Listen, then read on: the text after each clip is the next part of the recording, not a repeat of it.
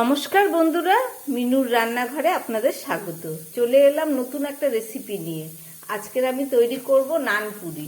তার জন্য প্রথমে একটা পাত্র নিয়ে নিয়েছি, এই যে বাটি, আর এর মধ্যে নিয়ে নিচ্ছি আমি প্রথমে 1 কাপ ময়দা নিয়ে নিলাম। আমি ময়দাটাকে খুব ভালো করে চেলে নিয়েছি। নিয়ে নিলাম 2 কাপ ময়দা, এখানে প্রায় 250 মতো ময়দা হবে। আর নিয়ে নিচ্ছি পরিমাণ মতো নুন, আর দিয়ে দিচ্ছি খুব সামান্য পরিমাণ খাবার সোডা, আর দিয়ে দিচ্ছি 1 চামচ চিনি, আর দিয়ে দিচ্ছি এই 2 চামচের মতো বাটার। বাটারটাকে আমি গলিয়ে নিয়েছি, 2 চামচের একটু বেশি বাটার দিয়ে দিলাম। আর দিয়ে দিচ্ছি এই যে এক বাটির একটু কম, আর পৌনে বাটির মতো টক দই। এই সব কিছু দিয়ে আমি খুব ভালো করে এই ময়দাটাকে মেখে নেব। প্রথমে আমি হাত দিয়েই মেখে নিচ্ছি।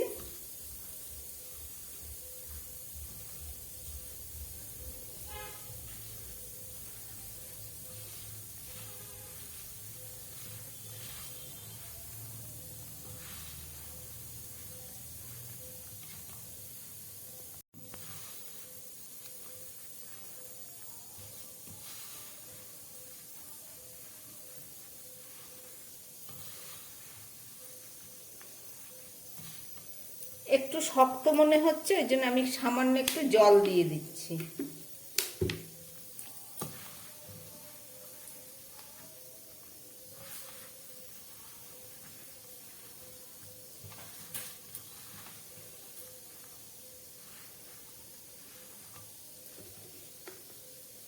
এইভাবে অল্প অল্প করে একটু একটু করে জল দিয়ে খুব সুন্দর একটা ডো এটা দিয়ে মেখে নিতে হবে।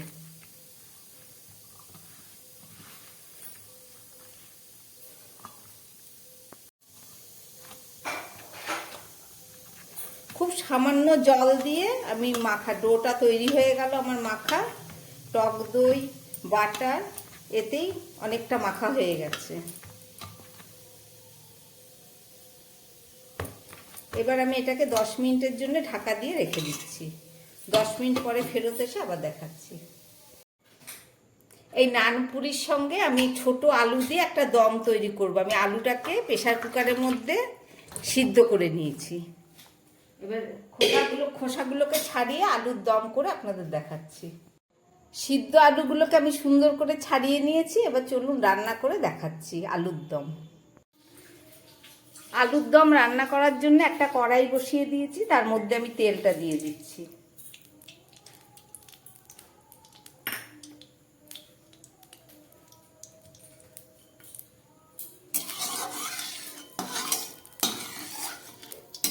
তেলটা গরম হয়ে গেছে, এবার এই তেলের মধ্যে আমি আলুগুলোকে ভেজে দিচ্ছি। আমি আলুটা সিদ্ধ করার সময় সামান্য নুন দিয়ে সিদ্ধ করেছি।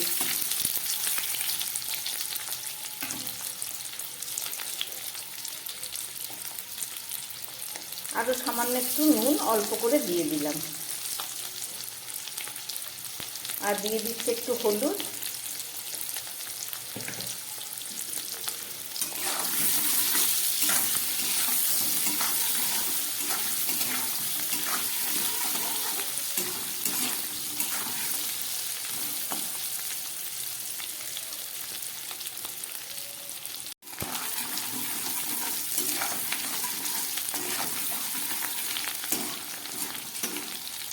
নুন হলুদ দিয়ে আমার আলুগুলো ভাজা হয়ে গেছে। এবারে তুলে ফেলবো।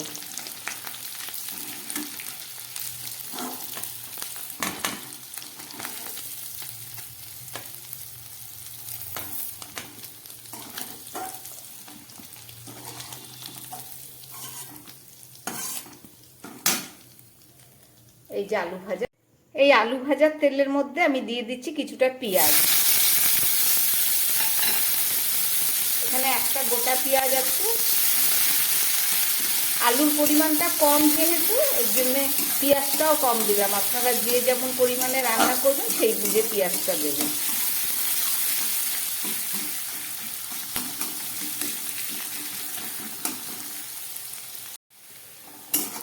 পেঁয়াজটা আমার ভাজা হয়ে গেছে, আমি আগে তেজপাতা দিইনি, এখন একটা তেজপাতা এই আলুর দমের মধ্যে দিয়ে দিলাম। এবার দিয়ে দিচ্ছি কেটে রাখা টমেটো।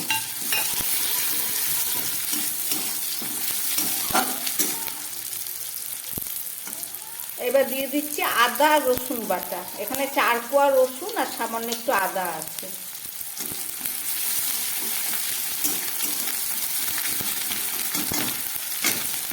আর দিয়ে দিচ্ছি 2টো কাঁচা লঙ্কা বাটা।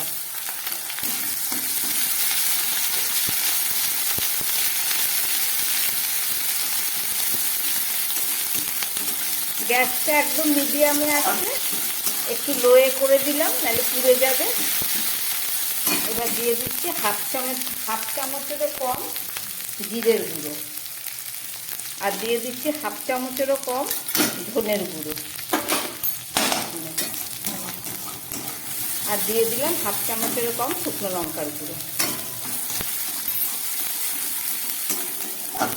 সব আমার কষে গেছে। এবার সিদ্ধ করা আলুগুলো এর মধ্যে দিয়ে দিচ্ছি।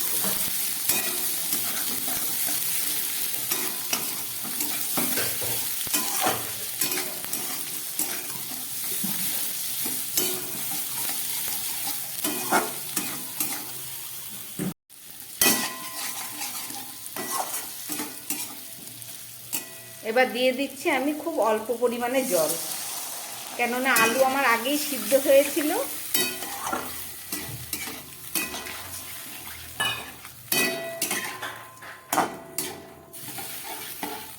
সব কিছুই দেয়া হয়ে গেছে, এবার ফুটে উঠুক।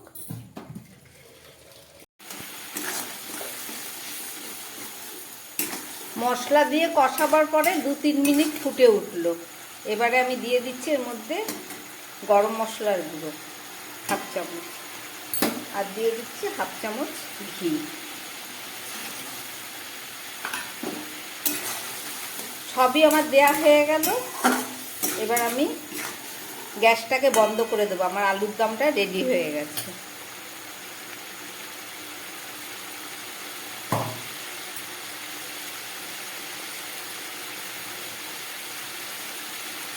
যেহেতু এটা রুটি পরোটা নানের সাথে খাওয়া হবে, তার জন্য একটু সামান্য আমি চিনি দিয়ে দিচ্ছি, একদম সামান্য।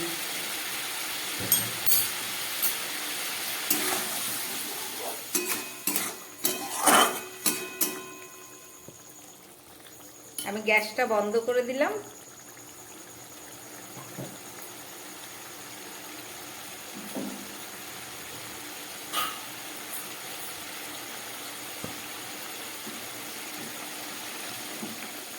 একটা ঢাকা দিয়ে দিচ্ছি, এখন 4-5 মিনিট থাক, তারপরে ফেরত এসে আবার দেখাচ্ছি।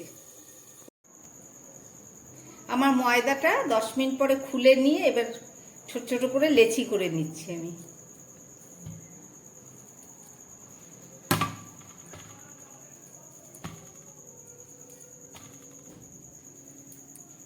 নানের লেচিগুলো লুচির থেকে একটু বড় করলাম, কারণ একটু মোটা হয় এটা।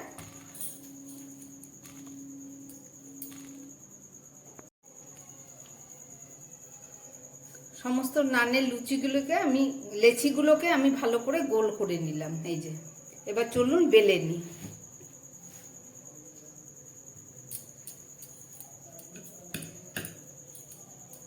অনেক সময় তেল দিয়েও বেলা যেতে পারে, আবার সামান্য একটু করে ময়দা দিয়েও এইভাবে বেলে নেওয়া যায়।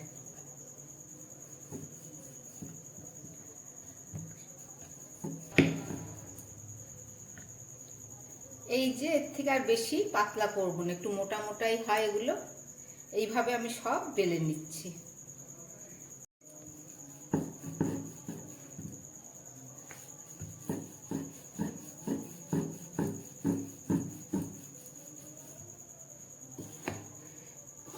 আমি এই 6টা প্রথমে ভেজে নেব। সবগুলো একসঙ্গে বেলতে গেলে ভালো ফুলবে না। চলুন এই 6টা ভেজে নিয়ে আগে শুরু করি। এই নানগুলোকে এবারে ভেজে নিই।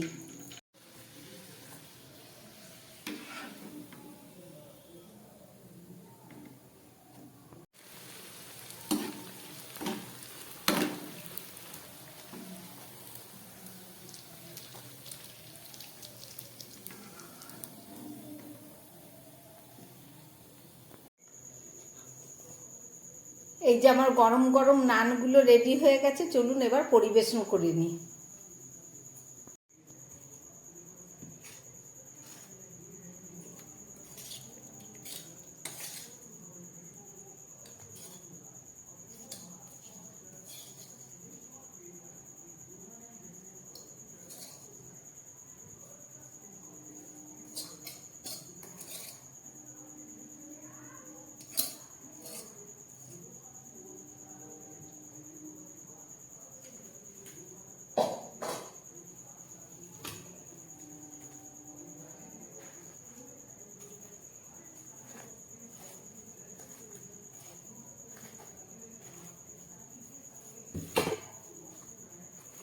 কত সুন্দর নরম, একদম তুলতুলে হয়েছে, এই দেখুন।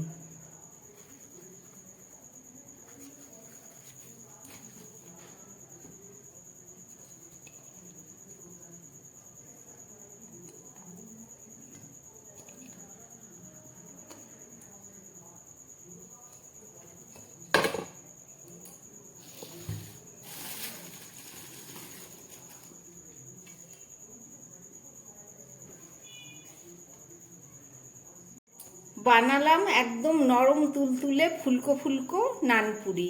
রেসিপিটা আপনারা দেখলেন, সঙ্গে আছে আলুর দম। আমার বানানো এই রেসিপি যদি ভালো লাগে তাহলে আমার চ্যানেলটাকে লাইক করবেন এবং সাবস্ক্রাইব করবেন, যাতে আমি আগামী দিন নতুন কোনো ভিডিও নিয়ে আসতে পারি। নমস্কার, সবাই সুস্থ থাকবেন, ভালো থাকবেন।